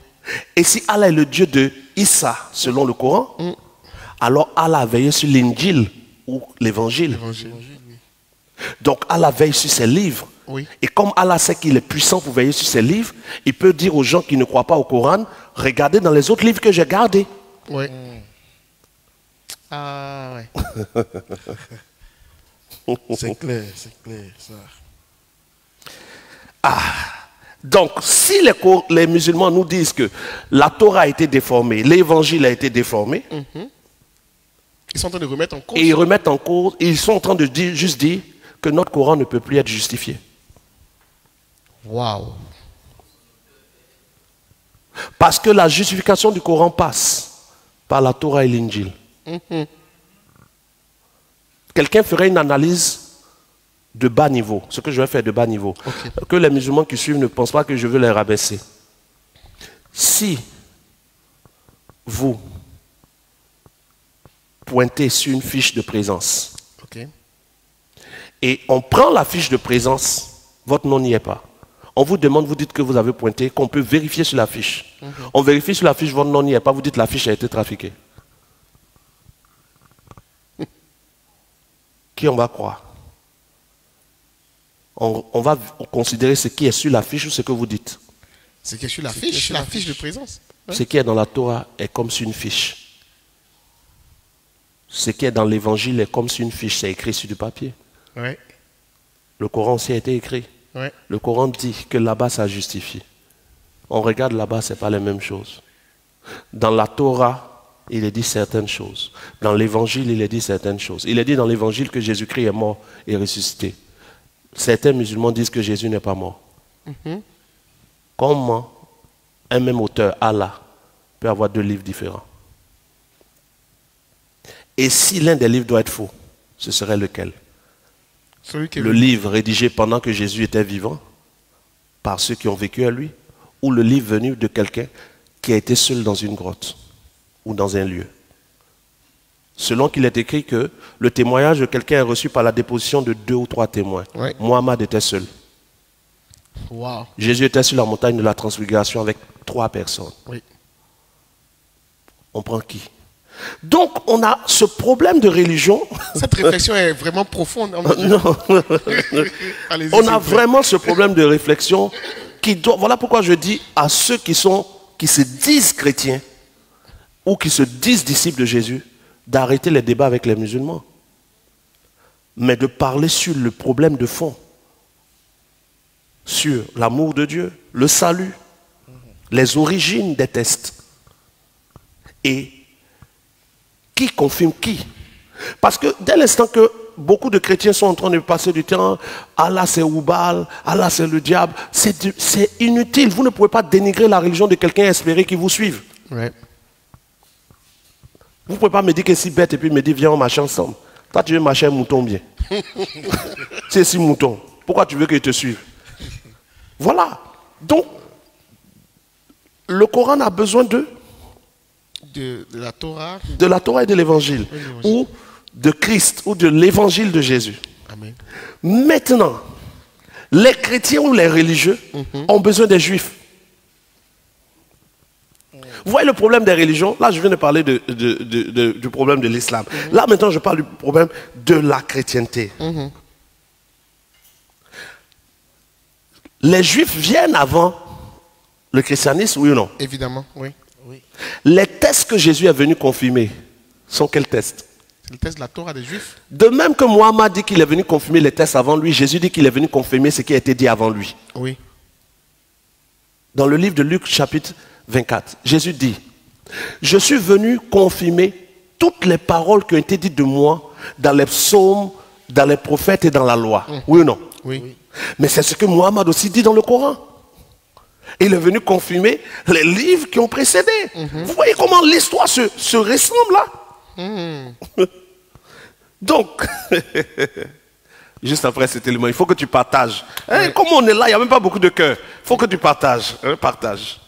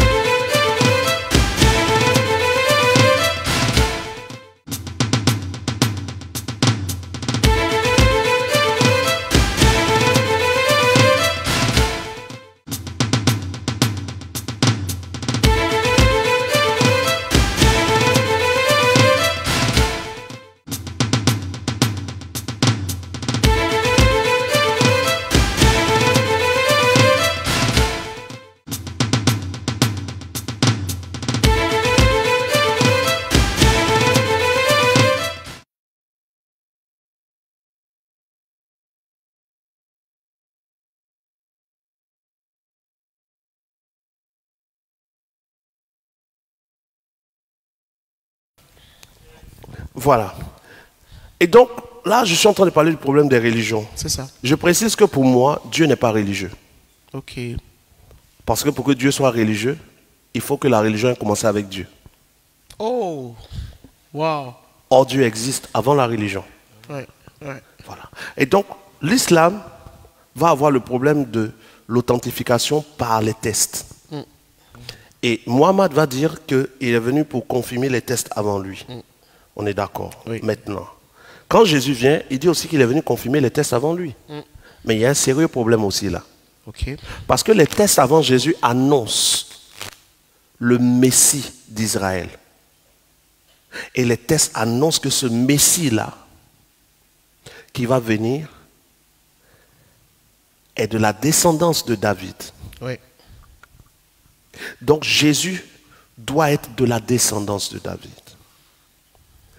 Les tests annoncent que ce Messie-là, il vit éternellement. Donc il y a certaines prophéties de l'Ancien Testament ou que les Juifs ont reçues qui sont ce qu'ils regardent pour attester du Messie qui viendrait. Donc les Juifs aujourd'hui, en faisant le bilan de ces prophéties, ont établi que Jésus ne peut pas être le Messie. Oui. Selon leur compréhension des tests Ouais. qui ont été donnés. Ouais. Je ne sais pas si vous comprenez. Oui. C'est très Et clair. donc, aujourd'hui, certains chrétiens vont sur TikTok et ils font des débats avec les Juifs pour essayer de prouver que Jésus est le Messie. Parce que les chrétiens se disent que l'authentification de la foi en Jésus est dans la main des Juifs. Désolé, je suis un peu enrhumé. Est dans la main des Juifs. J'ai vu un débat entre chrétiens et puis juifs où le juif disait non, Jésus ne peut pas être le Messie. Et le juif disait simplement ceci: Marie est de la lignée de Aaron. Si Jésus est né de Marie seulement, comment il est de la descendance de David? Donc on va se trouver encore à un problème là. Oui, c'est une question essentielle. Maintenant, quand on va aller sur le judaïsme, il y a aussi un problème. Oui. Parce que dans le judaïsme, il prie le Dieu d'Abraham, d'Isaac et de Jacob. Oui. Oui ou non? Oui. Mais qui est Abraham, Isaac et Jacob pour les Juifs? Ce sont les pères de la nation juive. Ce sont leurs ancêtres. Les ancêtres, oui. Et donc les Kémites vont dire, pourquoi prier le Dieu d'Abraham, d'Isaac et de Jacob, puisque nous, on a nos ancêtres au village? Ah, le problème est plus complexe que je le pensais. J'ai jamais fait cette analyse-là. Et voici le cycle vicieux de la religion. Oui. Les musulmans disent qu'ils sont le vrai Dieu, qui emmène à l'enfer ceux qui ne confessent pas Mohammed, comme le dernier prophète. Les chrétiens disent qu'ils ont Jésus, qui, si on n'a pas confessé que son sang a coulé, que c'est son sang qui purifie, personne ne sera sauvé. Les juifs disent qu'ils sont les seuls sauvés parce qu'ils ont Dieu est pour seulement les juifs. Et les kémites disent, mais le Dieu que vous priez, c'est le Dieu de vos ancêtres. Nous aussi, on a nos ancêtres. Donc on est dans un cercle vicieux de religion. Oui. Mais Dieu n'est pas dans ce cercle. C'est des hommes qui, à un moment, ont apporté leur pensée pour essayer d'équilibrer les choses, pour établir des religions. Dieu, le vrai Dieu, n'est pas religieux. Il n'est pas catholique, il n'est pas évangélique, il n'est pas musulman, il n'est pas kémite, il n'est pas presbytérien. Il est Dieu. Qui est ce Dieu, homme de Dieu? Parce que là, Il est Dieu. Et on va en parler dans la saison où nous sommes. Oui. On va en parler. Qui est le véritable Dieu? Tout ça, on va en parler. Voilà. Waouh. Alors, homme de Dieu, vous avez expliqué avec des exemples précis et clairs ce problème des religions. Et avec votre permission, vous avez parlé de l'exemple du vaurien qui copie, non, le mauvais, bon, je vais pas regarder, le tricheur qui copie sur le vaurien. Est-ce qu'on pourrait revenir sur cet exemple pour que ce soit Non, en fait, dans notre esprit? les frères musulmans, quand je dis frères musulmans, c'est-à-dire frères humains, ne vous fâchez pas en prime abord. Je ne vous ai pas dit que le fait que vous croyez en Allah, vous êtes dans le faux. La foi est personnelle. Si vous croyez en Allah, vous êtes convaincu que c'est lui qui va vous sauver. Au dernier jour, on saura. Nous, on fait notre part, on vous dit. De même que vous, les musulmans, vous partez sur les panels des gens sur TikTok pour vouloir leur prouver que Jésus n'est pas Dieu. Pendant que vous savez que ces gens croient cela vraiment. Et quand les gens ne veulent pas vous écouter, vous trouvez qu'ils ne veulent pas écouter. Et vous voulez que les gens prennent le temps d'écouter au moins ce que vous dites. Écoutez aussi l'avis des autres sur vous. Si vous donnez votre avis sur la divinité de Jésus, pourquoi vous n'acceptez pas qu'on donne un point de réflexion sur votre foi, sans vous fâcher? Oh, il raconte quoi? Il raconte rien. Il veut juste que tu réfléchisses. C'est tout. Amen. Donc, c'est un système de religion. Oui. Allah ne peut pas veiller sur le Coran sans avoir pu veiller sur la Torah. Bon, je te donne cette bouteille. Oui. Je te dis, quand je la lance, tu l'attrapes. D'accord, tant mieux. Comme il a attrapé, j'ai le courage de te donner la deuxième. Oui. Dépose l'autre. Tu as gardé ça, Oui. attrape. S'il a raté un, j'hésite sur la troisième. Oui ou non? C'est clair. Si Allah a pu garder la Torah, il a pu garder l'évangile, alors il garde le Coran.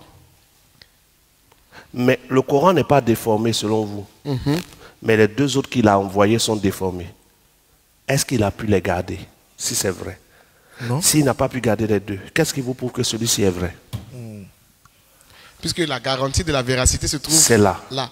Ok. Je dis rien de mal. Analysez. De toutes les façons, la foi ne se discute pas. Certaines personnes même croient aux arbres. Vous, au moins, vous croyez en un être que vous appelez Allah. Si vous croyez que c'est lui qui va vous sauver, gloire à Dieu, on saura. Gloire à Dieu. homme de Dieu, vous n'êtes pas en train d'établir une nouvelle religion différente de tout ce qu'on a connu depuis que vous avez cité, selon le circuit, c'est-à-dire depuis le judaïsme. Qu'est-ce qu'une religion? Toute religion a un livre. Oui ou non? Oui. Oui. Montrez-moi le livre de Dieu. Le livre de Dieu. La Bible. Quand toi-même tu dis la Bible, tu sais que Bible veut dire bibliothèque. Oui. Oui ou non? Mais la Bible même parle de Dieu. Ça veut dire bibliothèque. Oui. La Bible parle de Dieu. Et le Coran, ça parle de qui? Bon. De qui parle le Coran? De Allah, de Dieu Mais aussi. de quel... Le Coran parle de Dieu, soyons objectifs. On parle de Dieu. Ah, dès que tu as le Coran, le musulman te dit que Allah est Dieu, donc tu ne peux pas dire de leur. Ok. Même si tu n'es pas d'accord, Oui. mais il parle de Dieu. Si tu ça. veux, tu dis il parle d'un Dieu. Ok. Mais si tu dis le Coran parle d'un Dieu, tu dois dire la Bible parle d'un Dieu. Puisque tout chrétien dit que le Dieu de l'islam n'est pas le Dieu de la Bible. Oui. Oui ou non? Oui. Oui, c'est vrai. Donc, si le Dieu de l'islam n'est pas le Dieu de la Bible, c'est qu'il y a plusieurs dieux. Oui. Donc, la Bible parle d'un Dieu C'est ça. ou de Dieu. Si tu dis de Dieu, le Coran parle de Dieu. Si tu dis d'un Dieu, le Coran parle d'un Dieu. C'est l'analyse Objective. objective. Il ne faut pas faire des analyses qui sont à gauche, à droite. Donc, si tu dis que parce que le livre parle de Dieu, c'est le livre de Dieu, alors le Coran aussi est le livre de Dieu. Si la Bible est un livre de Dieu, alors le Coran est un livre de Dieu.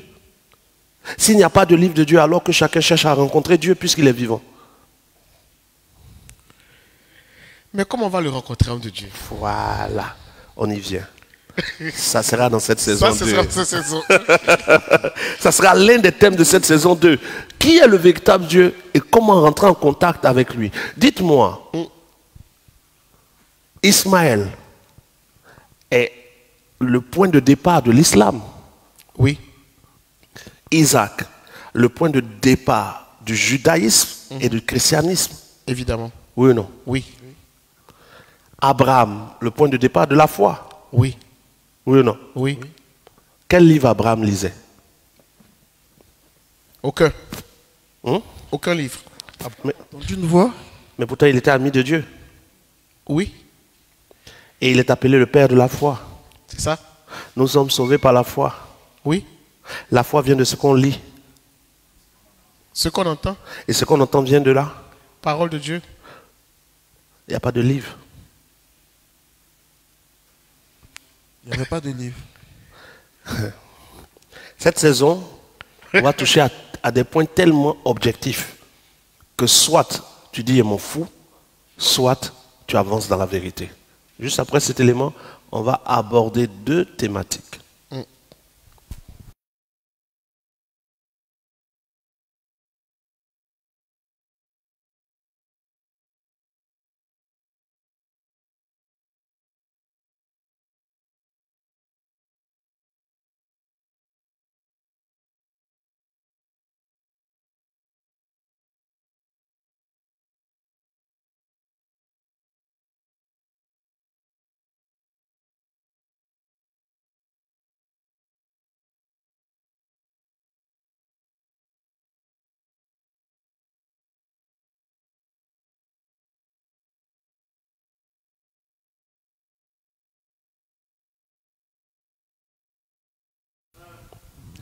Voilà, donc, moi, je ne suis pas en train d'apporter une autre religion.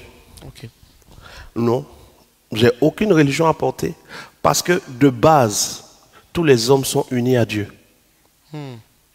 Dieu n'a pas attendu la religion pour donner son esprit à tous les hommes. C'est vrai. Est-ce que tu vois ce que ça veut dire? Essayez d'approfondir un peu pour qu'on voit mieux l'implication. Est-ce que c'est approfondi, vous allez supporter? Saison Allons 2. ensemble de Dieu. Saison 2. Quand Dieu soufflait en Adam, quel livre Adam a lu? Il n'y avait pas de livre autant de. où Dieu Est-ce que souffle. même il était conscient? Non. Non? Dieu lui donne son esprit même quand il n'est pas conscient. On est tous nés de l'esprit de Dieu sans avoir été d'abord conscients. Quand nous devenons conscients, Dieu met devant nous le choix entre le bien et le mal. Donc Dieu n'attend pas une religion pour entrer en contact avec un homme. Oh, c'est fort cette phrase. Tous les hommes sur terre ont déjà eu un contact avec Dieu. Et tous les hommes sur terre vivent grâce à Dieu. Amen. Je retiens beaucoup de choses Non, dans ce là, que je dis là. Vivement Parce être que direct sur ce sujet. Je ne La vais pas saison 2. toucher des choses où je n'aurai pas le temps de développer et les gens vont sauter dessus, vous savez. Mais tout homme a déjà un contact avec Dieu. Aucun homme sur terre n'est loin de Dieu. Regardez simplement, je vous pose un petit truc là. Toute la loi se résume en combien de commandements? Aimer Dieu de tout son cœur, Et aimer son prochain comme soi-même. d'accord. Si aimer son prochain comme soi-même est égal à aimer Dieu de tout son cœur, on va résumer donc toute la loi et les prophètes à la loi de l'amour. Oui ou non? Évidemment. Oui. Si toute la loi se résume à aimer, celui qui aime a accompli la loi ou pas? S'il a accompli la loi, celui qui aime a accompli la loi. D'accord. Donc pendant que cette personne aura de l'amour pour son prochain, elle est sauvée ou pas? Elle est sauvée, puisqu'elle a accompli la loi. Qu'est-ce qu'elle a fait pour être sauvée? Elle a manifesté de l'amour? Est-ce qu'elle a eu besoin du sang de quelqu'un? Non. Homme de Dieu.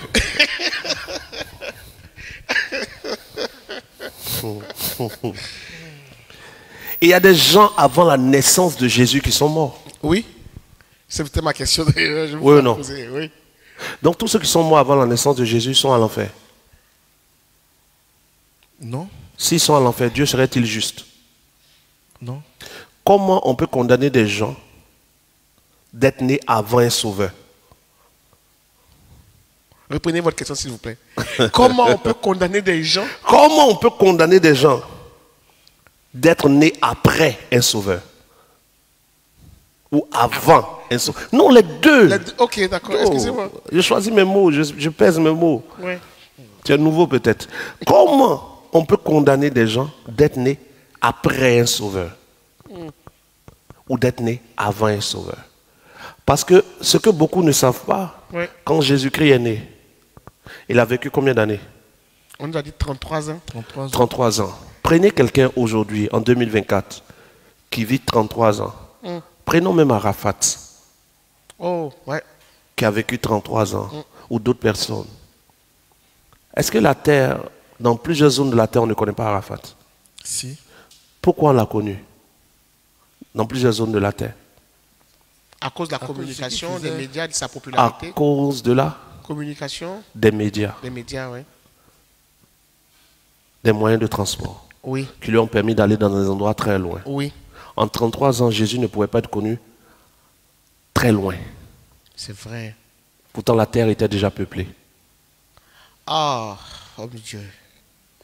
Pourquoi Jésus dit, allez faire de toutes les nations des disciples, soyez, vous recevrez le Saint-Esprit, vous serez mes témoins à Jérusalem, en Judée, en Samarie, jusqu'au... Regardez les étapes. Il dit, vous serez mes témoins où? À Jérusalem. Parce que même à Jérusalem, le témoignage n'avait pas pris tout Jérusalem. Oui, On ne témoigne pas là où le témoignage est. c'est vrai. Ouais, Donc, pendant même que Jésus était sur terre, il n'était pas connu sur toute la terre. ça c'est vrai. Après sa mort, il n'était pas connu sur toute la terre. Et le jour où Jésus mourait, il n'est pas le seul qui était mort. Waouh. Dites-moi si vous croyez que la date de la mort de Jésus a été la date de la mort de Jésus seul. Non, Dieu a permis que 2 brigands meurent avec lui. Pour signifier que le jour où Jésus est mort, d'autres personnes sont mortes dans le monde. Oui, Après sa mort et sa résurrection, d'autres personnes ont continué de mourir sans le connaître. c'est vrai. Donc, si on condamne les gens pour n'avoir pas cru en Jésus, et que c'est seulement ça qui détermine le salut, alors Dieu ne serait pas juste puisqu'il condamne des gens qui sont nés après un sauveur qu'ils n'ont pas connu et des gens qui sont nés avant un sauveur qu'ils n'ont pas connu. Ouais. Et cette problématique concerne même l'islam. Comment? Ce que je vais dire, c'est l'introduction aujourd'hui. C'est vrai qu'on va approfondir après. Ouais. Mais comment on peut blâmer quelqu'un à qui on dit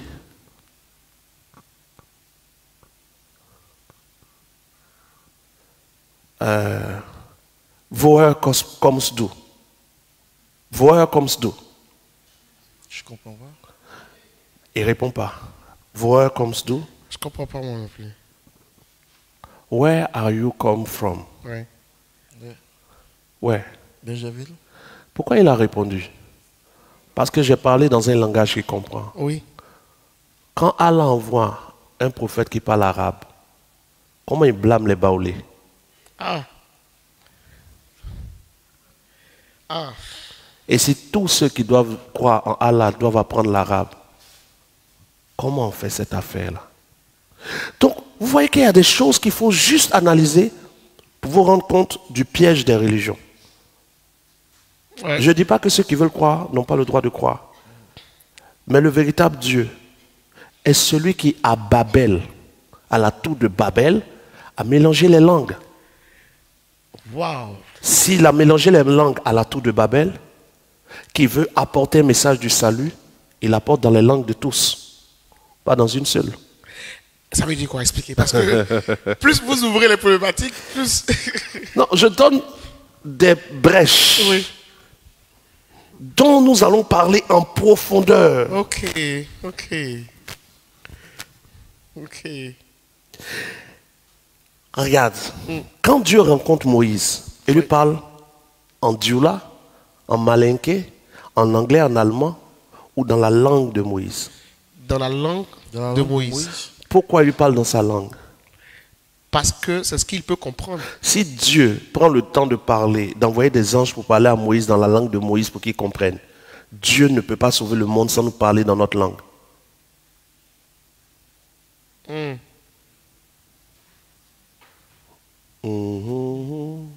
J'attends que les deux animateurs percutent parce que le temps ils vont percuter pour poser la question. C'est ça que j'attends. Mais, homme de Dieu, ce que vous dites est fort. Mais c'est à l'encontre de tout ce que nous on a appris concernant le salut. La foi vient de ce qu'on entend, oui ou non? Oui, Ce qu'on entend vient de la parole de Dieu, oui ou non? c'est ça. Ok, voyez comme c'est tout. Il ne peut pas avoir la foi. Comment tu vas avoir la foi si je te parle dans un langage que tu ne comprends pas? La Bible a été écrite dans quelle langue? L'Ancien Testament? En hébreu, Le Nouveau? En hébreu, traduit en grec, traduit en latin. araméen, en latin. Pourquoi il y a du désordre aujourd'hui dans le monde? Parce que les textes que nous prenons n'ont pas été dans notre langue et la langue d'origine n'étant pas connue, quand quelqu'un nous met un « et » à la place d'un « ou », on ne sait pas. On sait pas, ouais. Quand quelqu'un nous met, comment on va dire, tentation, au lieu de nous mettre épreuve, on ne sait pas. Donc ce que nous on lit là, on se dit que c'est ça qui est là, on suit. Pendant que ceux qui ont la langue savent que ce qui est écrit n'est pas juste. Est-ce que tu vois le problème? Oui, le problème est grave. Pour éviter ce problème, les anges envoyés par Dieu parlaient aux gens vers qui ils sont envoyés dans la langue. Voici pourquoi le véritable Dieu sauve les nations et les peuples par des serviteurs qu'il envoie dans leur langue.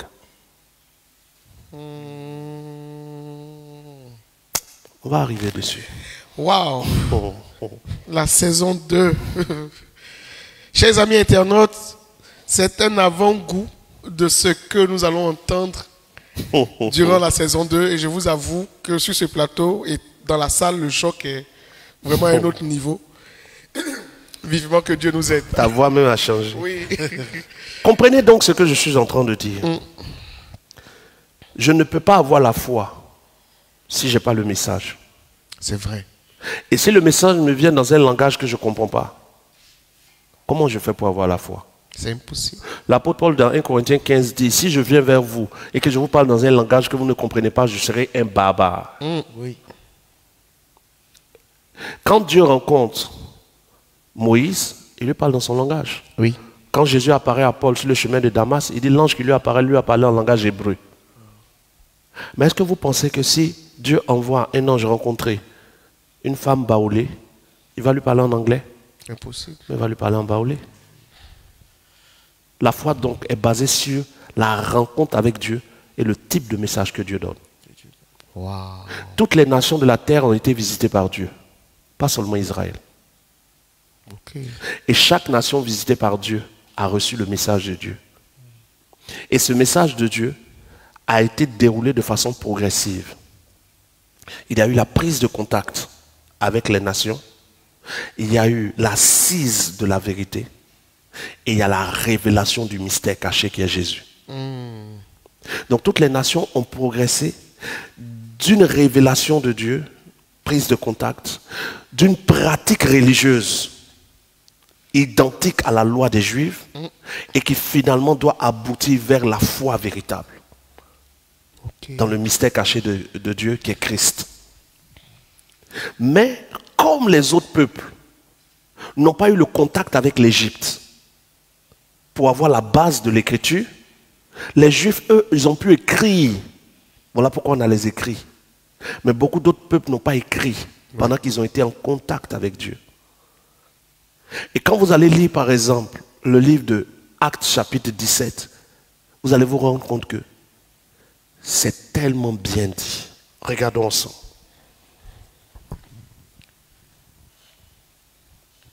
Alors, c'est le lieu pour tous ceux qui n'ont pas encore partagé de le faire parce que ce direct nous fait énormément de bien. Tu sais, il faut fuir mes directs si tu n'aimes pas la vérité. Parce que si tu écoutes, tu seras obligé de te rendre compte de quelque chose. Et vos pasteurs, certains de vos pasteurs vont vous dire de ne pas suivre. Bon, c'est vous qui voyez. Actes chapitre 17. Voilà, selon ce que je venais d'annoncer. Regardons ensemble à partir du verset 24, je crois. Mais je vais commencer au... Oui. Le Dieu qui a fait le monde, le Dieu, pas les dieux, c'est un seul Dieu. Le Dieu qui a fait le monde et tout ce qui s'y trouve, étant le Seigneur du ciel et de la terre, n'habite point dans des temples faits de mains d'hommes. Il n'est point servi par des mains humaines, comme s'ils avaient besoin de quoi que ce soit. Lui qui donne à tous quoi? La vie, la respiration et toutes choses. Il a fait que tous les hommes sortis d'un seul sang, pas de deux sangs. Jésus est sorti d'un seul sang aussi. Oui. Le même sang d'Adam. Le sang ne peut pas être contaminé de péché. C'est nos actes qui sont péchés. Il a fait que tous les hommes sortis d'un seul sang habitent sur toute la surface de la terre, ayant déterminé la durée des temps et les bornes de leur demeure. Acte 17, verset 27. Et il a voulu que les hommes cherchent le Seigneur et qu'ils s'efforcent de le trouver en tâtonnant. Bien qu'il ne soit pas loin de chacun de nous, il est proche de tous les hommes déjà. Ouais. Car en lui, nous avons la vie, le mouvement et l'être. C'est ce qu'ont dit aussi quelques-uns de vos poètes. De lui nous sommes. La race. Or l'apôtre Paul ici parlait à des païens. Même eux sont la race de Dieu. Ainsi donc, étant la race de Dieu, tous les hommes sont la race de Dieu. Nous ne devons pas croire que la divinité soit semblable à de l'or, à de l'argent, de la pierre sculptée par l'art de l'industrie de l'homme. Dieu, sans tenir compte des temps d'ignorance, annonce maintenant à tous les hommes et en tout lieu qu'ils aient à se repentir. Parce qu'il a fixé un jour où il jugera le monde selon la justice par qui? Par l'homme. De qui on parle ici? Jésus. Parce que Jésus était homme.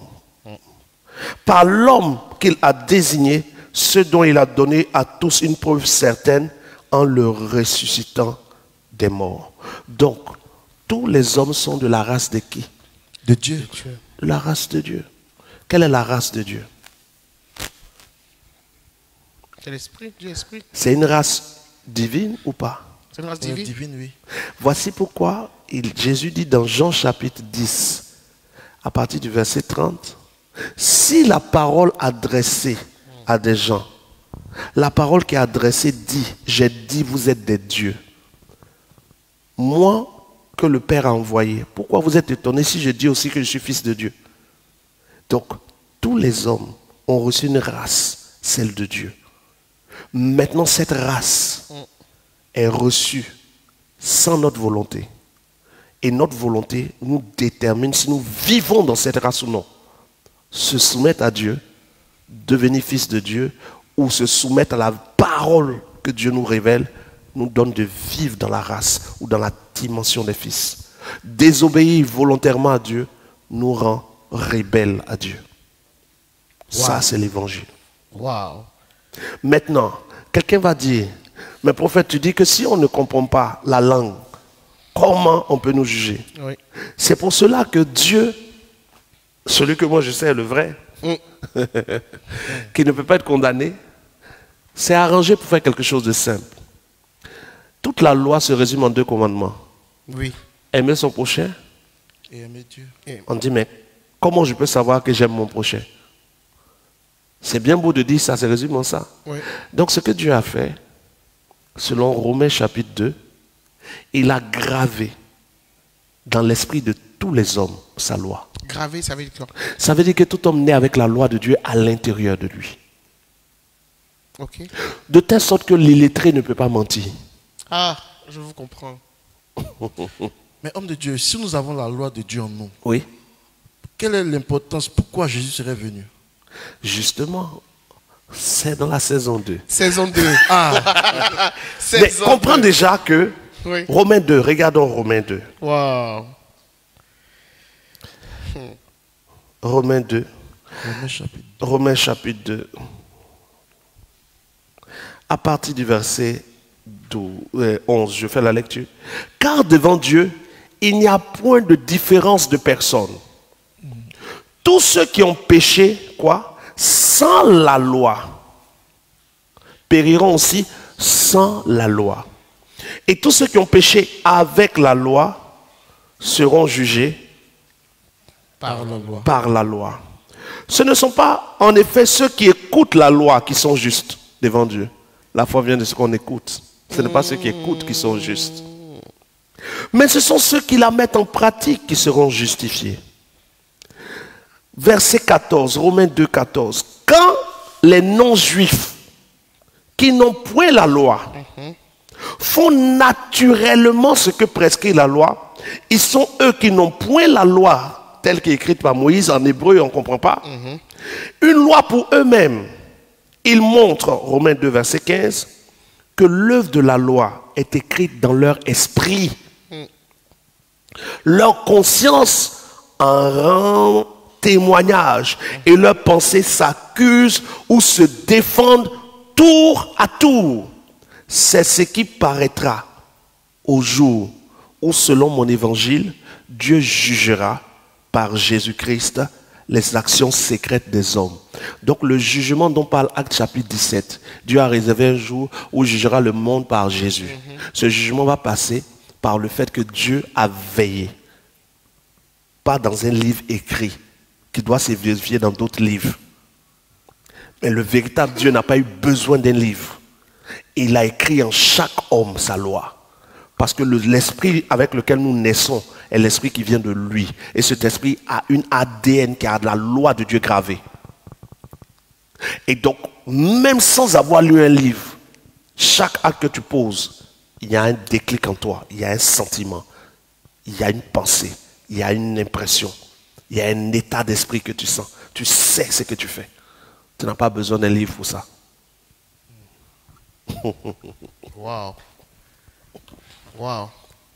Acte 2, verset 11 à 16. Donc, quelqu'un qui ne sait pas lire ne pourra pas avoir d'argument. On dit la foi vient de ce qu'on entend. Mais moi, je ne sais pas lire. Comment je vais obéir à Dieu? Comment vous expliquez que l'enfant qui ne sait pas encore lire se cache pour voler la viande?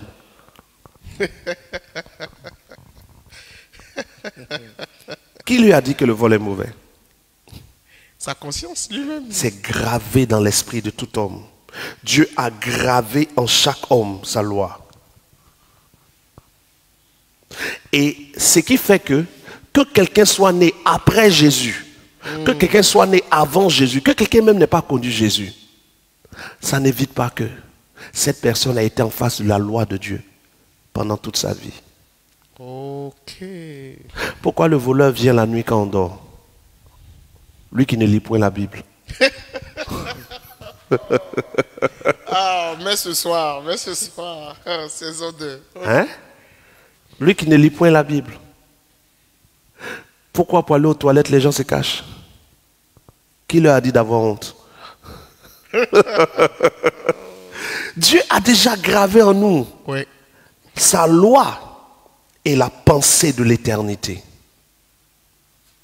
C'est déjà gravé en nous. Quand Jésus vient, qu'est-ce qu'il est venu faire? Ce sera l'un des thèmes que nous allons toucher le mardi prochain. Ok. Qu'est-ce que Jésus-Christ est venu faire sur terre? Ok. Quel était son rôle, sa mission et son but?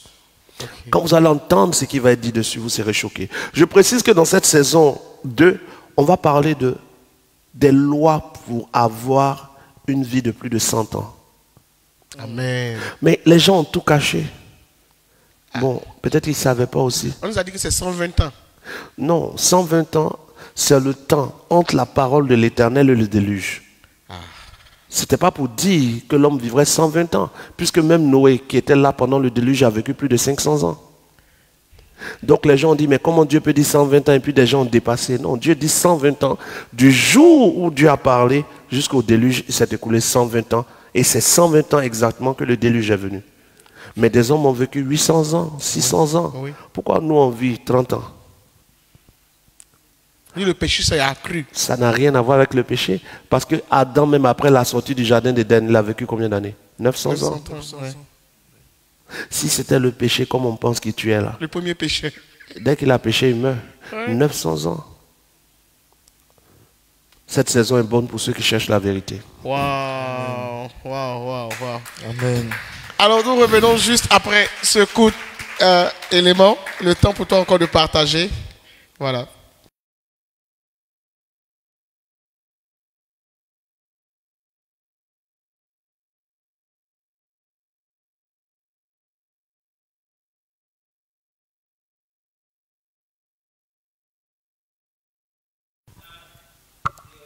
Voilà, qu'est-ce qui doit être fait par les gens de l'audience de la vérité? Pour ceux qui sont dans mon groupe WhatsApp, vous allez voir que le groupe a été divisé en différents pays. Si vous êtes du Congo, du Bénin, du Cameroun, ainsi de suite, que vous êtes dans l'un des pays qui a été ouvert sur mon groupe WhatsApp, qui est un groupe pour la vérité qui a été déformé, alors dans ce groupe où vous êtes, vous pouvez ajouter vos frères qui sont à la recherche de la vérité.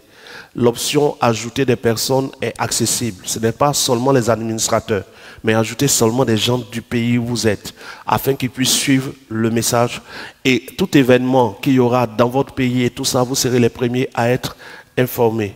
Je tiens donc à rappeler ici que ce soir, j'ai mis en évidence plusieurs choses. La première chose, c'est que Dieu est juste. Le faux évangile fait passer Dieu pour un méchant Dieu qui veut du mal et qui veut emmener les gens à l'enfer. Le vrai évangile montre l'amour de Dieu et la justice du trône de Dieu. Deuxièmement, j'ai mis en évidence le fait qu'aucune religion ne pourra envoyer quelqu'un au salut. Ni chrétienne, ni musulmane, ni kémite, ni quoi que ce soit. Dieu s'est révélé à l'homme avant la conscience même de l'homme. Parce que l'esprit de l'homme est la manifestation de Dieu. Et en nous est gravé les lois de Dieu. Qui, même quand tu ne lis pas la Bible, même si tu ne connais pas le Coran, même si tu ne crois en rien, dans ton cœur, il y a une conviction de bien et de mal devant tout ce que tu fais. Et au jour du jugement, aucun livre ne sera ouvert appelé Bible. Mais les livres qui seront ouverts sont des livres qui sont dans les cieux et qui vont confirmer l'état du cœur de chacun. Alors, pourquoi Jésus donc est-il venu? Cela, nous le verrons le mardi prochain. En attendant, j'aurai le jeudi sûrement un direct sur TikTok pour ceux qui ont suivi cette première émission. Pour ceux qui aimeraient échanger autour de ce que j'ai eu à dire, quand le direct sera lancé sur TikTok, vous pourrez monter. Et pour ceux qui veulent m'insulter, on verra si les injures ont de la valeur devant la vérité. Voilà. Merci beaucoup, homme de Dieu. Je crois que rendez-vous est pris pour mardi prochain. Si tu veux en savoir plus, sois connecté ce mardi. Et le direct sera republié demain, entre midi et 2, pour que vous puissiez encore entendre. Voilà, demain, ça sera publié entre midi et 2. Comprenez que l'objectif ici, ce n'est pas de détruire une religion, c'est de détruire les vrais. Amen. Dieu t'aime, Claire. Tu es une créature de Dieu, Claire. Tu as l'Esprit de Dieu en toi dès ta naissance. Maintenant, pourquoi on nous dit d'être rempli du Saint-Esprit? On aura cet enseignement aussi dans les prochains directs. Amen. Quelle est la mission de Jésus? Pourquoi le baptême? Okay. Pourquoi est-ce qu'on dit de se repentir? Si nous naissons justes, Oui. qui est Dieu réellement?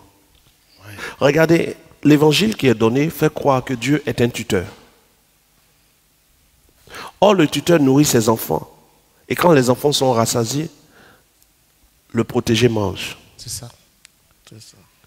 Les enfants regardent la télé Et le protégé qui a sommeil est obligé d'attendre que les enfants éteignent la télé pour dormir. Oui. Oui. Mais le tuteur a souci de son enfant. Et quand l'enfant qui lui est confié est malade, il appelle ses parents. C'est vrai. On nous a fait croire que Dieu était notre tuteur. Quelle est la valeur de la prière vers quelqu'un qui sait tout? Ah. Saison 2. Wow. Dis-moi un peu. Si c'est tout, on n'a pas besoin de le prier. Est-ce que votre enfant vous demande quelque chose quand vous savez qu'il en a besoin? Non. En tant qu'un père responsable. Non. En tant qu'un père responsable, termine ta phrase. J'agis sans qu'il me demande. Oui. Tu n'agis pas sans qu'il te demande. Tu agis pour qu'il ne te demande pas. J'agis pour qu'il ne me demande pas. Merci pour la correction de Dieu. Wow. Avant qu'il ne sorte de ton ventre ou du ventre de la femme, on prévoit le berceau. Oui. On achète déjà les habits. On vérifie que c'est un garçon ou une fille. Oui. On choisit les couleurs. Oui. Il vient trouver une anticipation. Oui. Le véritable Dieu anticipe. Oh my God. On viendra dessus aussi. La première saison sur le message du vrai Dieu et ce que les religieux et Satan nous ont caché, vous avez entendu ceci. Jésus est Dieu, mais il n'est pas le Père. Et encore. Récitation de Jésus, je te donne ma vie là, ça n'a pas de valeur. Tu n'es pas né pécheur. Et aussi, vous avez entendu. La désobéissance d'Adam n'est pas la désobéissance du monde. Comment Abel peut être le juste? Et puis nous, on est nés pécheurs. Et bien plus. Bonne nouvelle pour les assoiffés de vérité et pour tous ceux qui font partie de l'audience de la vérité. La saison 2 des vérités et de ce que Satan et les religieux nous ont caché débutera le mardi à 20h30 sur les différentes pages du prophète Guillaume Kofi. Tu as soif de vérité, tu veux comprendre qui tu es réellement. Rendez-vous ce mardi. Dans cette saison, On parlera de la foi, le vrai salut, la religion et l'Afrique, les dons spirituels, l'enlèvement est-ce que le jeûne est une pratique qui vient de Dieu? et bien plus. Tu es de l'audience de la vérité. Dans cette saison, ne manque aucun live avec le prophète Guillaume Kofi. Nous avons souffert à cause du mensonge. Comment est-ce que le monde va croire en notre évangile si notre évangile n'est que théorie? Rendez-vous ce mardi.